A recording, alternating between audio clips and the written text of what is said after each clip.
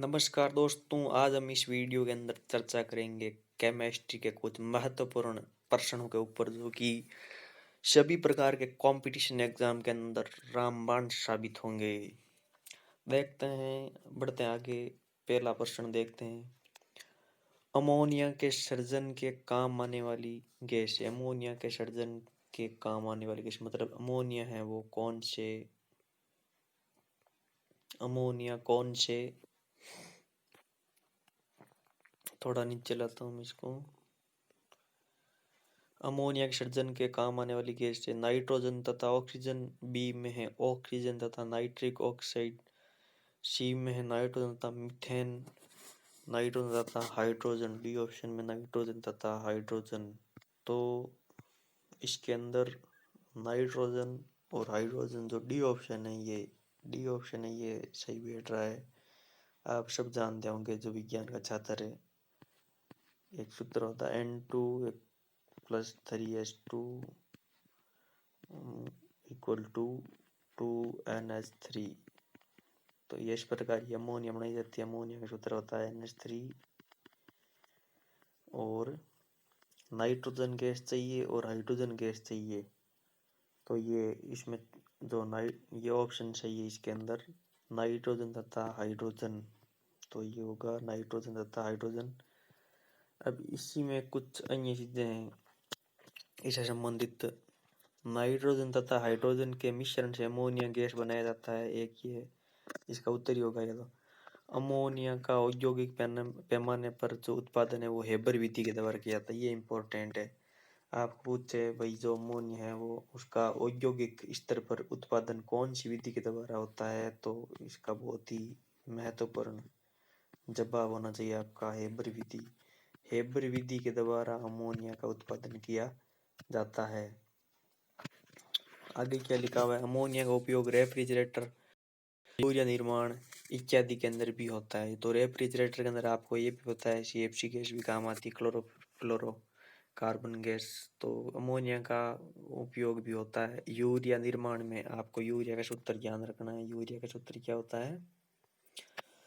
Urea का सूत्र होता है NH2CO NH2। ये होता है यूरिया का सूत्र। और यूरिया NH2CO NH2 जो है ये कार्बनिक पदार्थ है और सबसे पहले प्रयोगशाला में संश्लेषित होने वाला पदार्थ यही था। वोल्टर नाम के वैज्ञानिक ने इसका संश्लेषण किया था, आप सबको पता होगा। अब आगे बढ़ते हैं। आगे क्या लिखा हुआ है?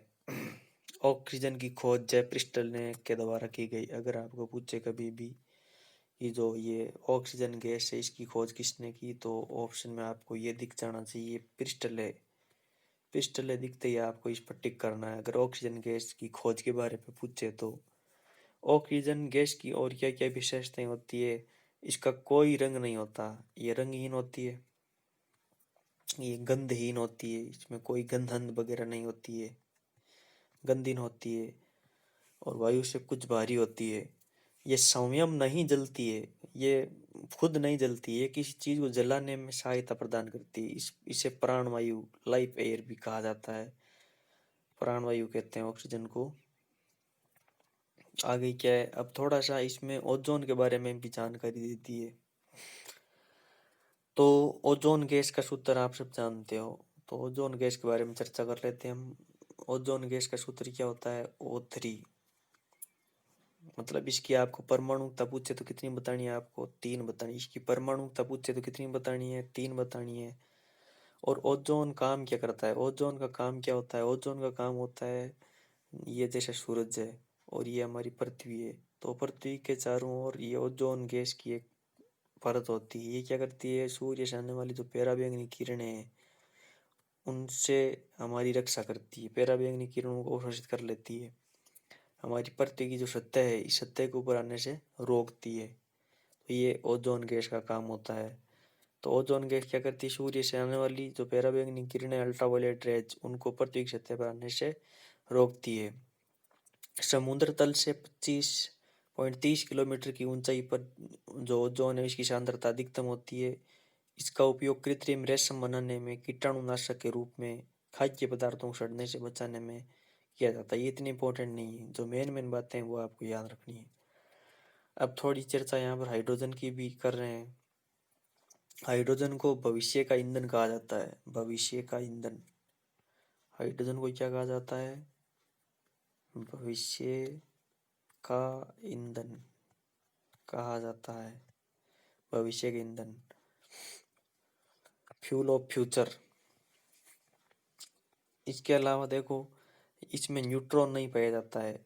देखो 118 तत्व है, उन 118 तत्वों में से एकमात्र एक ऐसा तत्व है ये हाइड्रोजन जिसके अंदर न्यूट्रॉन नहीं पाया जाता है। इसका एक समस्थानिक है जिसके अंदर न्यूट्रॉन नहीं पाया जाता है, और इसकी खोज है वो हेनरी कैवेंडिश। आप थोड़ी देर पहले मैंने बताया ऑक्सीजन की खोज किसने की थी, याद है या भूल गए? तो ऑक्सीजन की खोज प्रिस्टलन ने की थी। उसी प्रकार जो हाइड्रोजन है इसकी खोज किसने की थी? तो हाइड्रोजन की जो खोज है वो किसने की थी? कैवेंडिश ने की थी। किसने की थी? कैवेंडिश नामक वैज्ञानिक ने की थी, हेनरी कैवेंडिश ने। ठीक है। अब जो ये हाइड्रोजन है इसके 3 समस्थानिक होते हैं। कितने समस्थानिक होते हैं? 3 समस्थानिक होते हैं। एक को हम बोलते हैं प्रोटियम। क्या बोलते हैं? प्रोटियम। दूसरा जो है उसको बोलते हैं ड्यूटेरियम। क्या बोलते हैं? ड्यूटेरियम। और जो तीसरा है उसको हम बोलते हैं ट्राइटियम। क्या बोलते हैं? ट्राइटियम। क्या नाम है? ट्राइटियम। तो इसके 3 समस्थानिक है, प्रोटियम, ड्यूटेरियम, ट्राइटियम। याद रखना, इसका सूत्र होता है 1H1, इसका 1H2 और इसका होता है 1H3। तो देखिए यहाँ पर ये प्रोटियम का 1H1, ड्यूटेरियम का 1H2 और ट्राइटियम का 1H3। इसका उपयोग रॉकेट ईंधन, रॉकेट, इसका ऊष्मीयमान सबसे अधिक होता है, ध्यान रखना आपको, इसलिए इसका रॉकेट के अंदर ईंधन के रूप में काम में लिया जाता है। गैसोलीन के निर्माण में, हेबर विधि द्वारा अमोनिया के निर्माण में। और नाइट्रोजन की जो खोज है वो किसने की थी? रदरफोर्ड ने। किसने की थी? रदरफोर्ड ने। अब 3 चीजें आपके पास में आ चुकी है, कौन कौन सी? देखो, खोज से संबंधित कभी पूछे सवाल, भाई जो ऑक्सीजन गैस है उसकी खोज किसने की थी? प्रिस्टलन ने। किसने की थी? प्रिस्टलन ने। और जो हाइड्रोजन है उसकी खोज किसने की थी? हेनरी कैवेंडिश ने। किसने की थी? हेनरी कैवेंडिश ने। और नाइट्रोजन का पूछे तो आपको क्या बताना है? रदरफोर्ड। क्या बताना है? रदरफोर्ड। तो एक ही प्रश्न के अंदर बहुत सारे प्रश्न आपके क्लियर हो रहे हैं। और ये डी ग्रुप और जो एनटीपीसी होती है रेलवे एग्जाम, उसके लिए तो बहुत ही इंपॉर्टेंट कक्षा है, यहीं से आते हैं प्रश्न। अगला सवाल क्या है? तो ये पृथ्वी की पपड़ी में विशुद्ध रूप से पाई जाने वाली धातु कौन सी है? पृथ्वी की जो पपड़ी, पृथ्वी की जो ऊपरी सतह है उसमें विशुद्ध रूप से, मतलब वो और किसी के साथ में नहीं होगी, अकेली पाई जाएगी विशुद्ध रूप से। तो ऐसी कौन सी धातु है जो पृथ्वी की पपड़ी में विशुद्ध रूप से पाई जाने वाली धातु है? तो इसका उत्तर होगा डी, प्लेटिनम जो धातु है। देखो सोना चांदी प्लेटिनम आप नाम सुना होगा, ये उत्कृष्ट धातु है। तो प्लेटिनम धातु है विशुद्ध रूप से पाई जाती है, कहाँ पाई जाती है? पृथ्वी की पपड़ी में। और सोडियम का निष्कर्षण डाउन विधि द्वारा किया जाता है। सोडियम का अगर आप निष्कर्षण पूछा, भाई सोडियम धातु का निष्कर्षण है वो कौन सी विधि के द्वारा किया जाता है, तब आपको क्या बताना है? डाउन विधि के द्वारा किया जाता है। किस विधि के द्वारा? डाउन विधि के द्वारा। आगे देखिए, अब आगे लिखा हुआ है धोने के सोडे के बारे में जानकारी है। तो धोने का सोडा अगर पूछे आपको वाशिंग सोडा, धोने का सोडा वाशिंग सोडा, एक मतलब इसका सूत्र आपको याद रखना है Na2CO3 dot 10H2O, Na2CO3 dot 10H2। इसका रासायनिक नाम पूछे तो सोडियम कार्बोनेट, अगर ज्यादा ही पूछे तो इसका एक सीधा नाम होता है सोडियम कार्बोनेट डेका हाइड्रेट। तो नॉर्मली ये पूछा जाता है भाई जो धोने का सोडा उसका नाम क्या है? सोडियम कार्बोनेट, ये बताना है। ये कपड़ा साफ करने में, कठोर जल को मृदु जल बनाने में इसको काम में लिया जाता है, क्योंकि नाम इसका वाशिंग सोडा है तो कपड़ा तो साफ हो गई। और जो कठोर जल होता है उस जिसमें मतलब लवण होते हैं घुले हुए, उसको मृदु जल मतलब मीठा है बोल सकते हैं, या इसका मतलब होता है लवण रहित, मृदु जल बनाने में किया जाता है। थोड़ी सी जानकारी और है, देखो बहुत अच्छा ये पीडीएफ है जिससे मैं आपके जो कॉन्सेप्ट है वो क्लियर कर रहा हूँ। अब देखो इसके अंदर आगे क्या लिखा हुआ है, खाने का सोडा। तो खाने का सोडा कब भी आया आपके, तो खाने का सोडा होता है ना, उसका सूत्र होता है NaHCO3, सोडियम हाइड्रोजन कार्बोनेट। इसका रासायनिक नाम होता है सोडियम हाइड्रोजन कार्बोनेट। ये भी सही है और ये भी आ जाए सोडियम बाइकार्बोनेट, सोडियम बाइकार्बोनेट, ये भी सही, दोनों नाम सही है, सोडियम बाइकार्बोनेट और सोडियम हाइड्रोजन कार्बोनेट।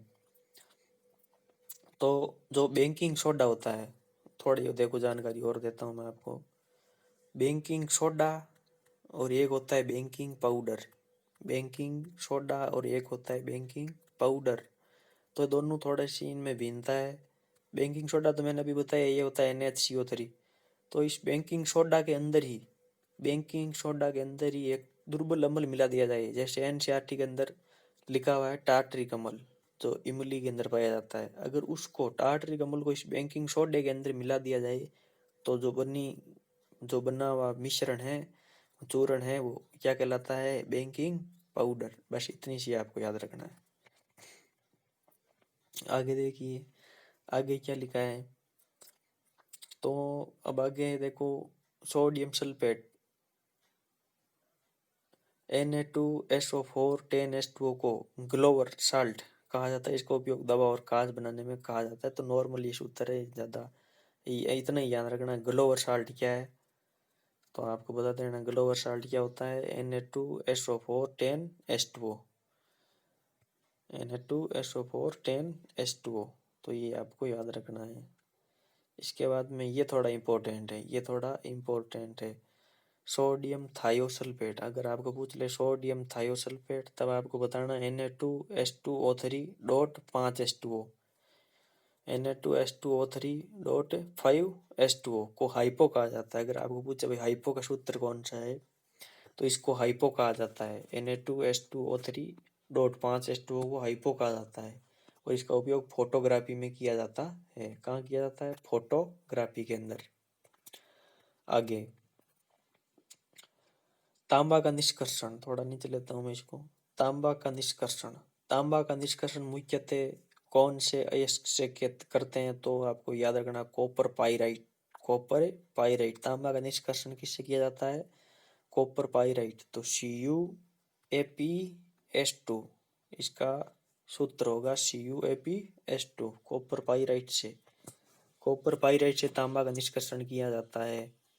अब आगे जो जानकारी क्या लिखी है बहुत अच्छी, copper sulphate CuSO4 5H2O, CaSO4 नहीं है, ये ध्यान रखना, CuSO4 5H2O वो नहीं है। इसमें आप ये जिप्सम वाला सूत्र लगा दोगे, उसका तो होता है CaSO4 2H2O, यहाँ पर है CuSO4 dot 5H2O। Copper sulphate का है, इसे ब्लू विट्रोल, नीला थोथा कहते हैं। मतलब इसको पानी में घोला जाता है तो पानी का रंग कैसा हो जाता है, नीला हो जाता है, इसलिए इसको ब्लू विट्रोल, नीला थोथा कहा जाता है। आगे देखिए, अब इसमें आगे लिखा है मैग्नीशियम का निष्कर्षण कार्नालाइट, ये भी एक अयस्क है कार्नालाइट। तो कैसियल MgCl2 डॉट 6H2O अयस्क से किया जाता है। कार्नालाइट जो अयस्क होता है ना, उससे मैग्नीशियम का निष्कर्षण होता है। तो ये अच्छा उदाहरण है, अच्छा प्रश्न है ये। कैसियल MgCl2 डॉट 6H2O अयस्क से किया जाता है। इसका उपयोग फोटोग्राफी एवं आतिशबाजी में एवं मिश्र धातु के निर्माण में किया जाता है। ड्यूरालुमिन Mg का मिश्र धातु है। इसका उपयोग हवाई जहाज के निर्माण तथा प्रेशर कुकर के निर्माण में किया जाता है। अब देखो ये जानकारी जो है, ये भूपर्पट्टी में सबसे अधिक ऑक्सीजन, ये 46.8%, दूसरे स्थान पर है सिलिकॉन और तीसरे स्थान पर है एल्यूमिनियम। पहले स्थान पर है ऑक्सीजन, दूसरे स्थान के ऊपर है आपके सिलिकॉन Si और तीसरे स्थान पर है एल्यूमिनियम। ये तत्व याद रखना है। आगे बढ़ते हैं, अगला प्रश्न क्या, देखो जल का शुद्धतम रूप है, जल का शुद्धतम रूप है तो जल का शुद्धतम रूप समुद्र का जल, वर्षा का जल, नलके का जल, अशुद्ध जल। तो वर्षा का जल है, ये क्या होता है, शुद्धतम रूप होता है।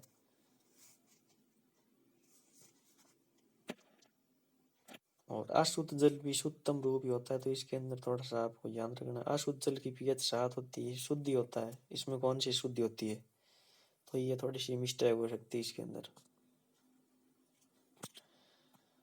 आगे का सवाल, पैरासीटामोल जो टेबलेट आती है वो क्या है, तो पैरासीटामोल एक पीड़ाहार है। सल्फा ड्रग्स ये जीवाणु को नष्ट करता है, जो ये लिखा हुआ है इसके बारे में थोड़ी जानकारी। जीवाणु को नष्ट करता है सल्फा ड्रग्स। इसका निर्माण सल्फर और नाइट्रोजन से होता है, जैसे सल्फा निलमाइड है, सल्फा डाइजेमिन है, सल्फा थायोजोनम है, ये कुछ दवाओं के नाम है। ये प्रश्न इतना इम्पोर्टेंट नहीं है।